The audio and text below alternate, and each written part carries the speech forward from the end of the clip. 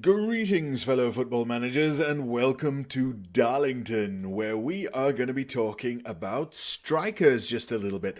As you can see, we're in low league management, and our striker has just missed an absolute sitter. The reason I'm starting in this low league save of mine, this is just a few games old in fact, is because I wanted to focus on a couple of forward roles and a couple of situations that you might run into when you're playing with players of a slightly lower ability level. If I just pause my game right now and go into tactics, you'll see that I'm using a couple of pressing forwards. And I can highlight a couple of different things here that I wouldn't be able to do otherwise. Now, first of all, in this tactical setup, you're going to see that I've got a very open left-hand side. I've got a wing-back on attack on that left-hand side and not too much defensive cover. From my midfield, I've got my box-to-box midfielder doing a little bit. I've also got a defensive midfielder for that added bit of security when the wing-back goes upfield. But generally speaking, I have a very open left flank. However, if you look at my tactic up top, I've got a pressing forward on attack in the middle up there, and I've got a pressing forward on support offset to the left-hand side. If I look at the player who's playing that position, that's a guy called Jacob Hazel. He's actually an international player in Vanarama National, which is cool. But you can see that he has 15 teamwork, 15 work rate, 14 aggression, and some fairly decent physical attributes. Things like pace, acceleration, agility, strength. He's got all of that, which I think is quite good for this kind of level. Why this guy is a pressing forward, especially in support, because he will come down this left-hand side and behave almost like a winger when it comes to tracking the opposition fullback. Not perfectly so, because he is positioned a bit higher up the field, but he will do a lot of good defensive work in that area. So, one of the things I wanted to lead off with is a pressing forward can be a really good defensive option, especially in this defend duty. This guy will come all the way down to your defensive midfield strata. So if you're playing in a more deep-lying team, but want to have two strikers, or at least get a second striker into the box, you can put him on pressing forward support or even pressing forward defend to make sure that in attacking situations, he will make those runs all the way up into the box, but when you are under the cosh, he's going to be back with your midfielders defending. My reason for using the pressing forward is more of a, you know what, let's cover the opposition fullback kind of thing. Sometimes I make him tight mark or specifically man mark the opposition fullback to make sure he tracks that area a little bit more. But he's providing a little bit of defensive cover, and that is all I need from him in this position. That's why he's offset to the left-hand side. If I had them in your standard two-striker formation, he will play a little bit more in the middle, and he might track the centre-back a little bit more. He might stay on the centre-back or drop into kind of a right central midfield area, so he's not really helping on the flank too much. The other big thing to know about the pressing forward, especially in a supporting or a defending duty, you can see hold up ball is checked on this guy, whereas in your attacking pressing forward, hold up ball is not there. Instead, he's moving into channels. So the pressing forward on attack is actually moving into channels, kind of like an advance forward, looking for space, looking to make runs in behind to some extent.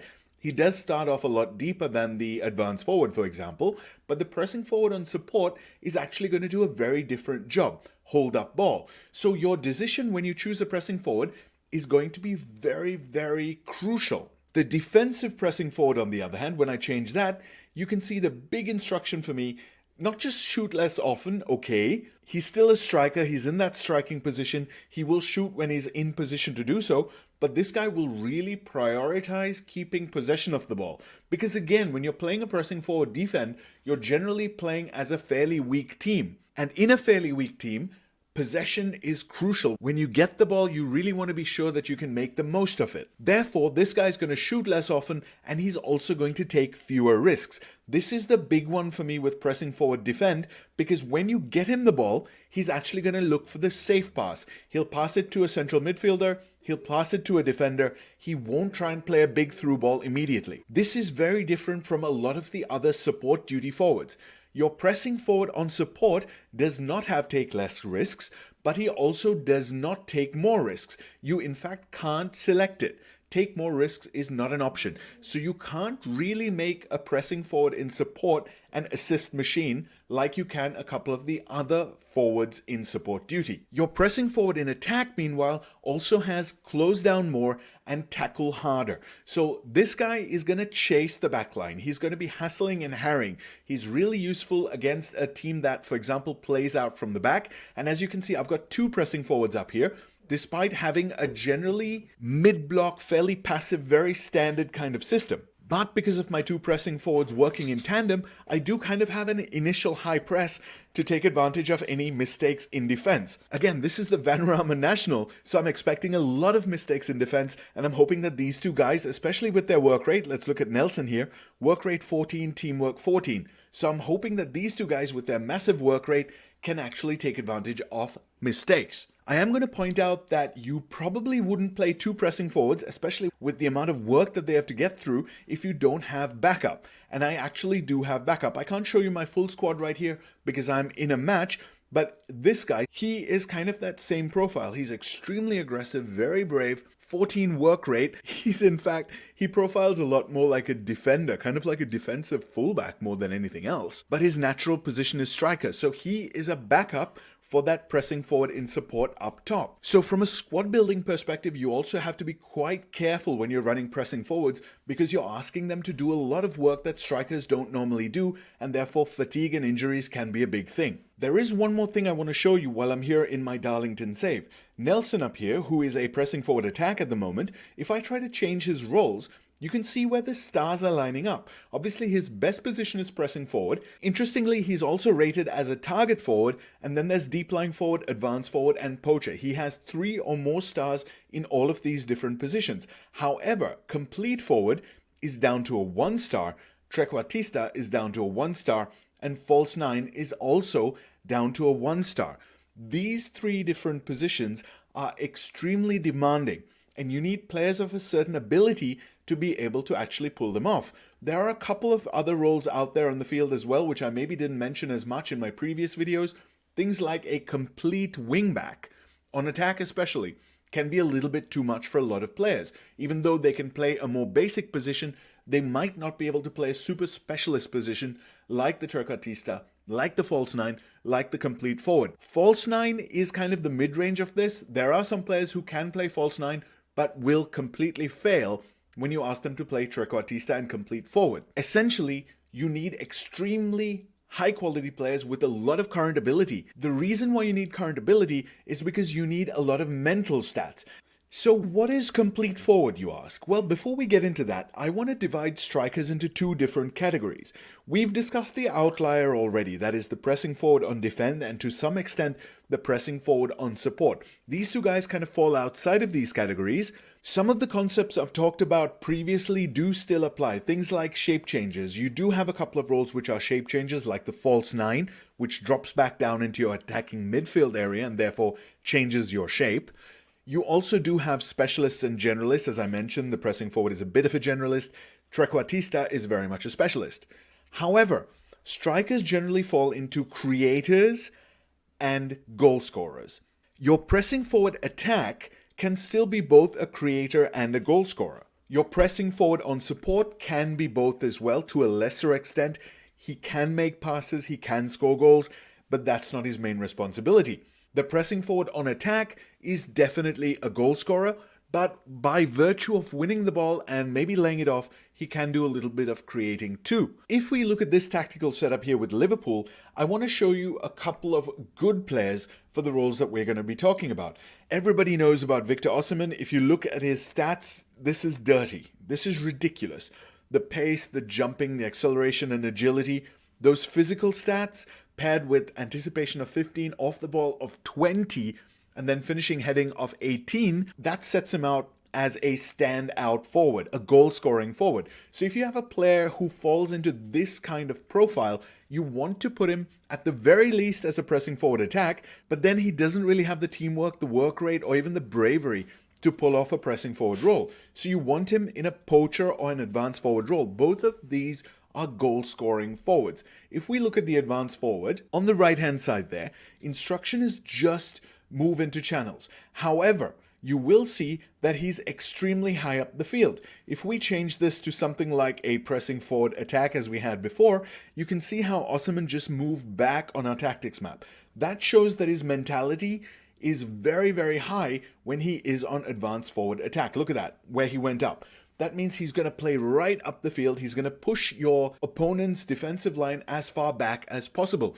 This can be a huge tool, and this can be one of the biggest reasons why you're using this advanced forward. And in this tactical setup, this is absolutely the reason why I'm doing it. Okay, I do want Osman right in front of the goalkeeper because of his stats. However, I also want to make space behind him for McAllister to get into the box and kind of get to the penalty spot or just a bit beyond and score goals from there too. This may not be possible if he was in pressing forward attack and therefore a little bit deeper on the field. There wouldn't be as much room for McAllister to go into, and the defenders could probably close down McAllister quicker because Osman would not be pushing them right down into the goal line. The same thing goes for Salah on the right hand side, maybe Soboslai when he comes up to the edge of the box as well.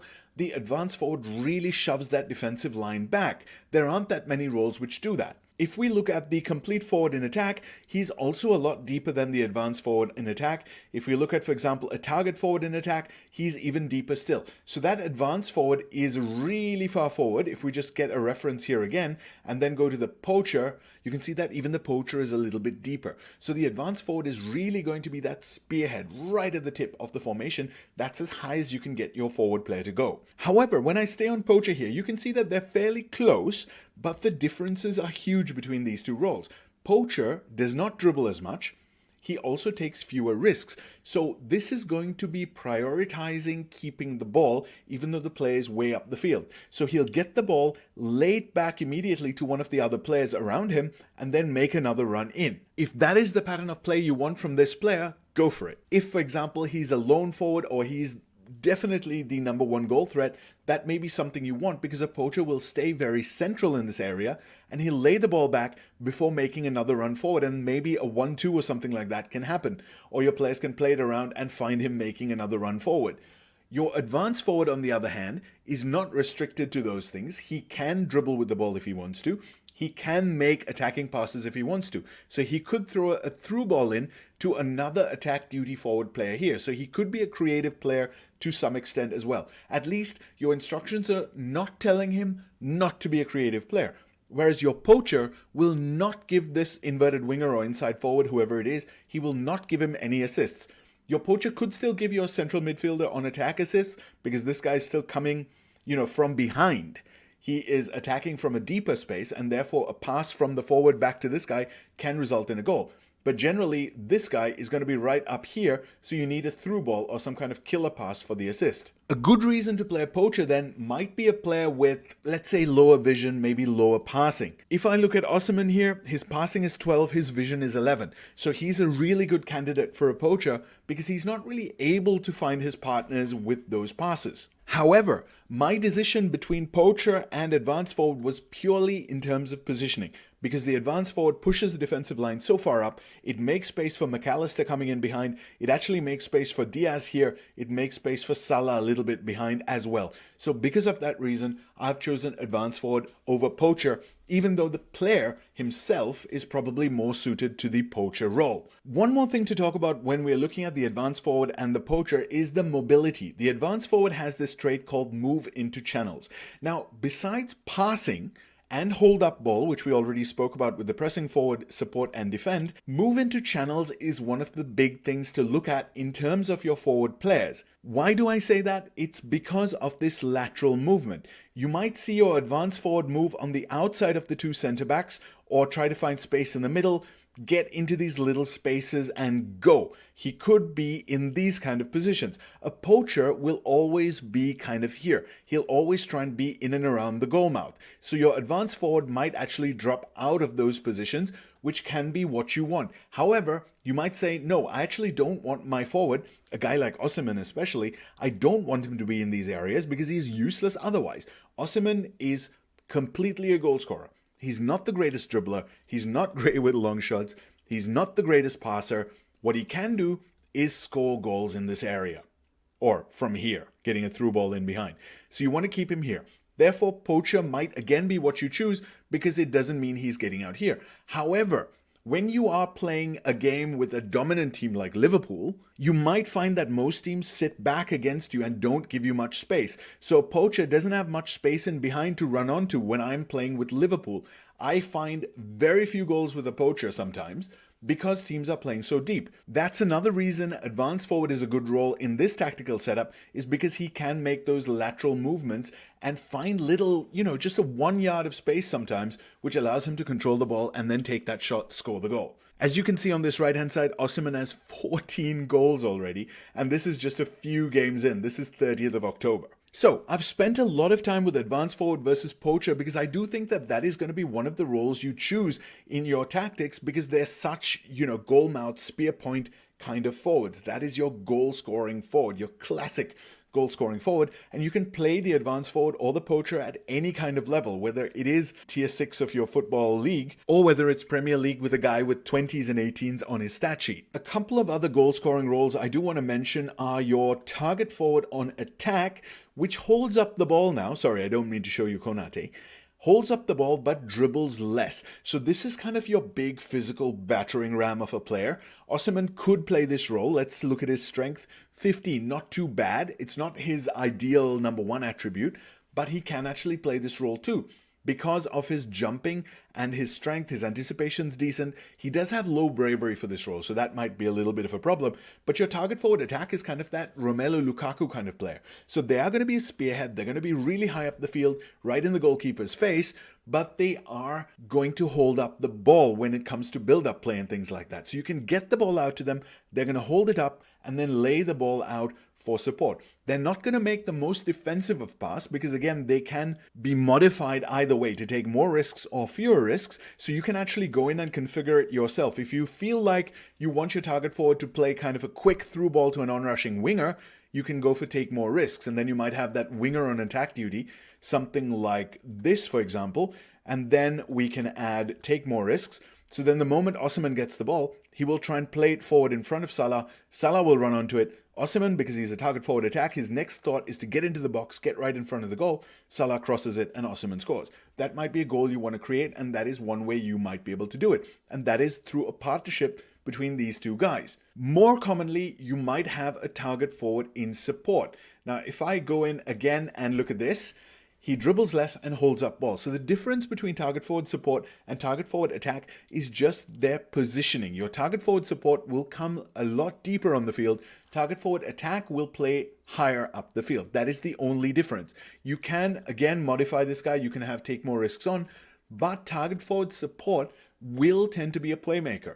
Why do I say that? Generally, when you play a target forward support, you will have someone next to him, either in that inverted forward area, something like that, or here as a advance forward or a poacher or something like this. So this is a very common strike partnership where you have a target forward in support who gets the ball and then tries to play to a player who's more advanced. You might also just go for a target forward attack and then go for something like, let's say, a deep lying forward attack or deep lying forward support. The deep lying forward attack might be able to get a through ball from the target forward, but a deep lying forward support is also an interesting combination because the target forward attack will lay it back and then make the run, and then the deep lying forward takes more risks, so he'll try and play the target forward in. So that is another way you can combine these two roles. This is also a great segue to look at that creativity, since we've been looking at the creative aspect of the target forward, the way he lays the ball off to players who are coming up. So you do need, when you have a target forward, you need players around him, players who can kind of make runs, attacking runs from deeper, players who maybe are running in behind him, things like that, which he can then turn and find with his passes. And you can increase the risk-taking element of them. You can change the directness element of them as well. So for example, if you have a winger here on attack, and this guy is a target forward support, if you increase his directness, let's say you're playing a short passing game, you can go for more direct passing, take more risks, and then, you might get the ball here and then ping it on there. Might be able to bring that even with the shorter passing kind of setup. However, that's beside the point. The point is that the deep lying forward is our next stop, and the deep lying forward support is absolutely fantastic. The normal combination you will see is something like this, where you have a deep lying forward support alongside an advanced forward or a poacher, something like that, and that is because the deep lying forward takes more risks. Again, this is one way to generate through balls, and it's a really powerful one to do. Your deep lying forward will be in space normally, and he has move into channels. So that again encourages him to find some space. He might get into places like this and a bit deeper, which might create a little bit of a hole for your advance forward to then find that channel to run into. So you will end up having a situation like this between your deep lying forward and your advance forward, where this guy then plays the through ball. Deep lying forward sounds super basic, and it is. It is one of the oldest roles in Football Manager, in fact, in football.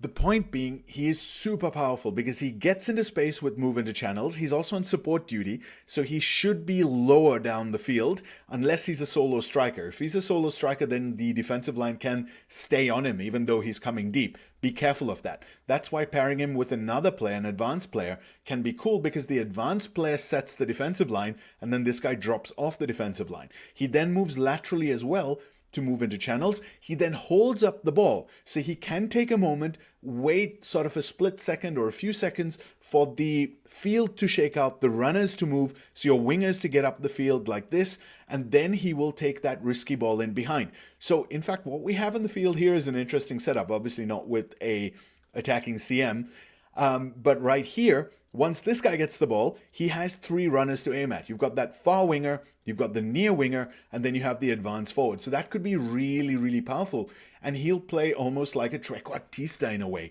in this kind of setup that we've generated right here. Now, I shouldn't mention the trequartista without really talking about him, so let's move across to him. He is another playmaking role, but he is the main playmaking role. So in terms of ball magnets, which we talked about earlier in some of my previous videos in this playlist, the trequartista is the main ball magnet in the forward line. The target forwards are also ball magnets in a different way. Your target forward is a target man. Your players will look to pump the ball to him. Trequartista, they'll look to give him the ball so that he can make something happen. If you look at the instructions on the right-hand side with the trequartista, he is very similar to the deep lying forward. However, he's further up the field because of his attacking duty. He also eases off tackles and he dribbles more. Otherwise, the move into channels and the take more risks are there. He also has roam into position. So he is going to be looking for space a little bit more aggressively than the deep lying forward. He may not drop as deep as the deep lying forward in support, but he can do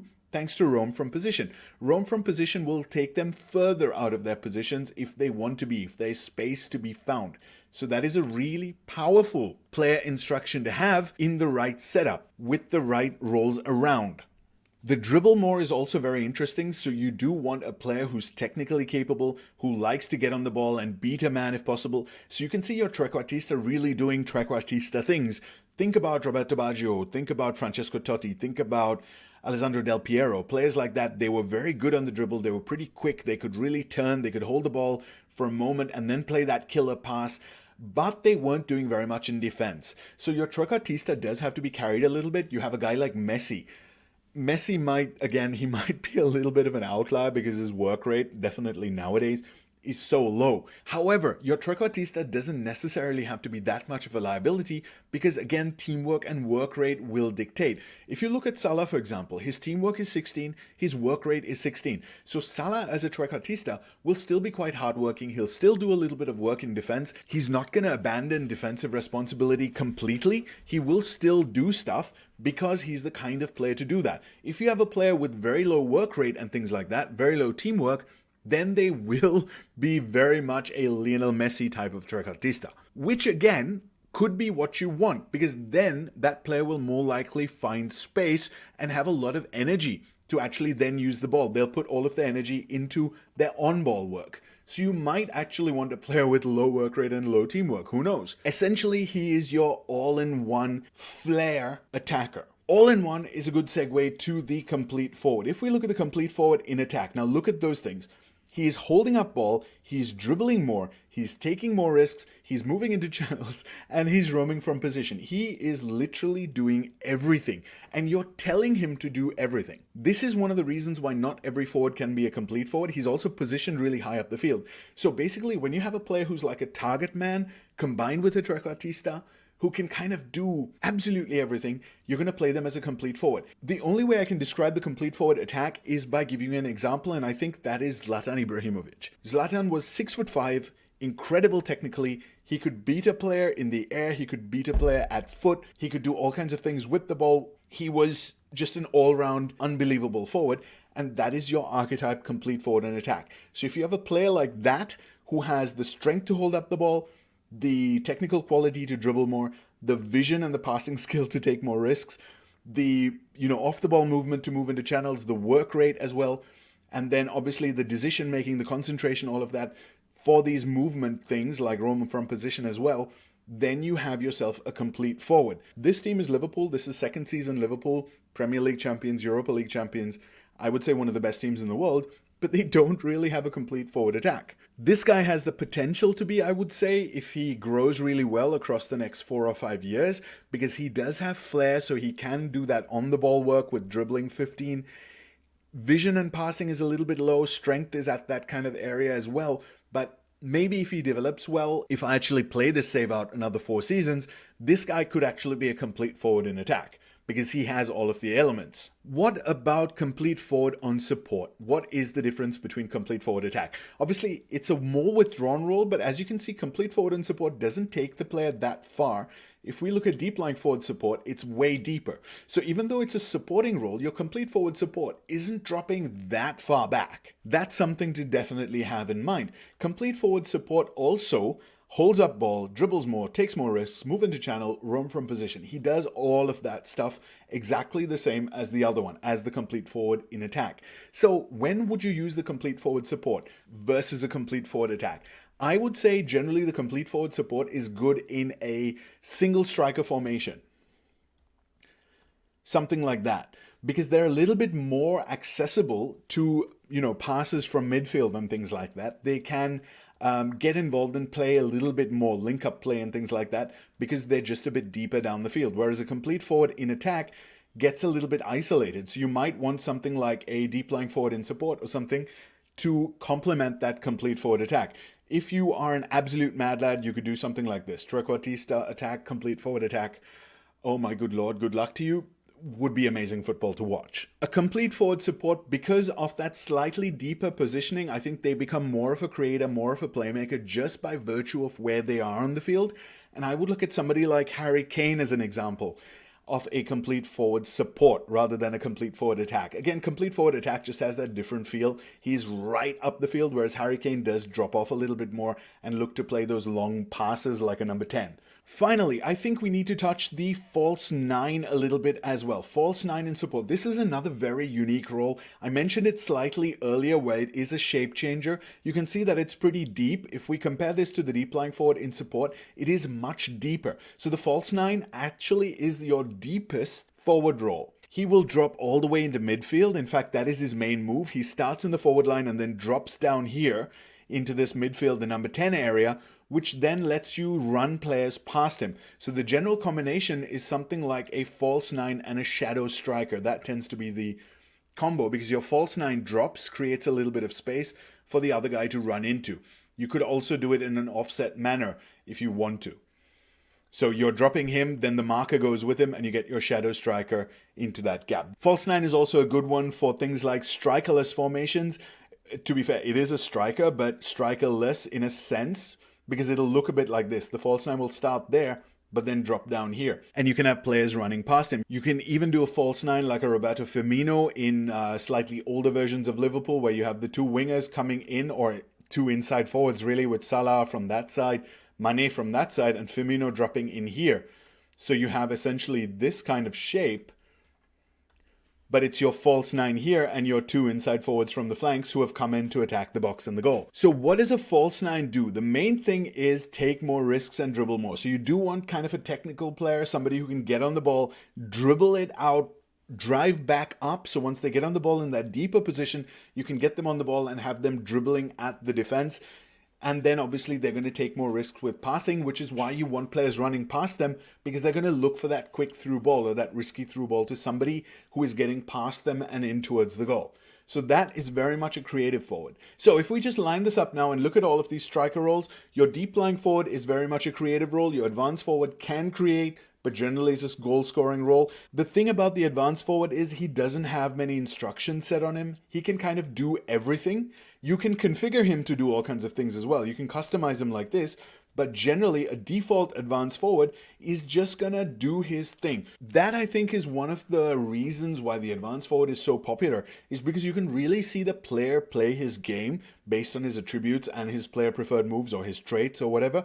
You can really see what that player feels like with advanced forward because you're not really telling him too much other than get up the field, test the opposition backline, try and find space in there for through balls and things like that. Go do your thing, go score goals. If you want to dribble, dribble. If you want to shoot, shoot. If you want to hold up the ball, go ahead and hold up the ball. Do whatever you want to do. Whereas a complete forward is the other way. You're actually telling him, hold up the ball, dribble it, take more risks, move into channels, roam from position, do all of that stuff. Obviously, they're not going to do all of that stuff right away, but you're placing the onus on the player trait. So you want an intelligent player. You want a player with things like anticipation and decision making to choose the right move. So you want a complete player. You want a really intelligent player in that role as well, because you're telling him do all of it. And he's going to go, what do I do? You told me to hold up the ball, but you also told me to dribble. So do I shield it or do I try and beat my man? So you want an intelligent player to actually make that on-field decision himself. The risk when you're playing a complete forward is this. You are telling them to dribble more, you're telling them to take more risks, you're telling them to do all of these things. So you need a player who can actually execute. If you are putting a player with a big weakness, so for example, a player who can't dribble, if you're putting that player as a complete forward, then you're going to see some fails because he will try to dribble as per your instructions. So if you have a player with a weakness in one of these areas, you should probably put them into the advanced forward role because then they are not looking to do those things and the player will not try and do it. Because again, these play instructions are you as the manager telling the player, do this. Advanced forward can actually play more to his strengths and weaknesses. So if he's weak at dribbling, he's not going to dribble because he's not that capable unless he sees a really good opportunity or unless his decision making and teamwork are really low. In terms of combinations, as I've been waffling on, I think you've actually seen a couple of interesting combinations show up. If we start with the false nine, you basically want players running from deeper positions past him. You can also have an attacking player that he can find too. So again, something like an advanced forward, basically someone who has move into channels, works really well with false nine because the false nine will drag a defender down. Let me move this guy out of the way. A false nine will drag a defender with him for a little bit, which will open up a channel for another player to get into. So you're looking at a runner with move into channels. If they're in this position, if they're in the AM position as well, somebody like a shadow striker will move into channels. If you look at him here, he has move into channels. So he'll look for that channel which has been vacated. You can also go with something like an inverted forward. He doesn't have move into channels, but he will naturally try and get into that space, which is generally covered by a center back, but your false nine has opened up a little space, so the right forward will get in there. Even a central midfielder on attack will work for this because the false nine will drop in here and the center mid attack will actually get up there. Other player roles, things like a deep lying forward, again, you want players running past because he's very much like the false nine. He wants to create, he drops off the forward line. So you do want players getting up towards the goal, whether it's a central midfielder attack, whether it's an attacking midfielder, a shadow striker, inverted forward, whoever it is. If you're playing a DLF support here, you do want somebody getting into that space. If it's in a two-man forward line, again, I think the other guy should be also an attack forward. Something like this can also work. With the DLF attack, you'll get a run from a little bit deeper, but generally something like this is a great combination. It's classic, but it's classic for a reason. A deep lying forward is also cool when you have a deep runner from the side, something like a winger. So your deep lying forward drops here, your winger gets in past him, and they play the ball, and then you have somebody up the field who can score from a quick cross. So that's a really quick attacking move that you can create by using a deep lying forward and two attack players on the other side. That can be really, really quick. Trequartista is actually a really difficult one to think about because, again, you do want players getting into attacking positions since he is a creative player. Then again, he's so high up the field, he doesn't defend very much. So you do want to be the better team, I would say, with the Trequartista. And you do want to have players in attacking formations, whether it is an inverted forward, something like that. So a sole Trequartista can work with an inside forward, for example, or an attacking winger. That could be good because he has somebody to create with. If you have the Trequartista alone as your sole goal scorer with nobody else getting into the box, I think that's when you really fail with the Trequartista. You do want other attacking players around him. If you are looking for a sole goal threat or your main goal threat, you probably want something like a target forward on attack if he's a big lad, an advanced forward if he is just generally a good striker, a faster striker maybe. Doesn't even have to be fast because he's going to play on the edge there and look for little spaces. So it doesn't have to be a really quick guy. But generally, this is going to be your primary goal scoring threat. Your poacher, again, is just going to make safer passes and he's going to stay very central. Your complete forward is going to fail if you don't have the right player for it. He needs to be able to good at all the stuff you're telling him to do. And your pressing forward needs a lot of work rate and things like this. Pressing forward attack, which we didn't really mention before, is basically an advanced forward, except he starts a little bit deeper down the field and he looks to try and really hassle and harry the defensive line a lot more than an advanced forward normally would. Again, though, your pressing forward on attack is generally your spearhead. So that's been forwards. That's been some of the combinations that forwards can work with. Again, generally a creator-scorer partnership can work irrespective of what they are, whether it's big man, small man, two big men, two small men, it doesn't really matter. Basically try and profile the player right, look at these instructions and pick a player who can actually carry out those instructions. So if it's something like tackle harder and close down more, you need your work rate, you need bravery and aggression. If it is move into channels, you need things like off the ball. If it is dribble more, obviously you want dribbling, perhaps a little bit of flair, things like that. Pick your player based on those traits and then try and combine them as best as possible. Try and have, especially with a creative forward, try and have players bombing past, getting into the box beyond them so that they have somebody to aim for with those risky passes. I hope you've enjoyed this. I want to say a massive thank you to everybody for subscribing. I've hit 1,000. I don't know how this has happened, but obviously there's a few people out there on the internet who are enjoying my stuff. I will continue. You can be assured of that. Catch you in the comments.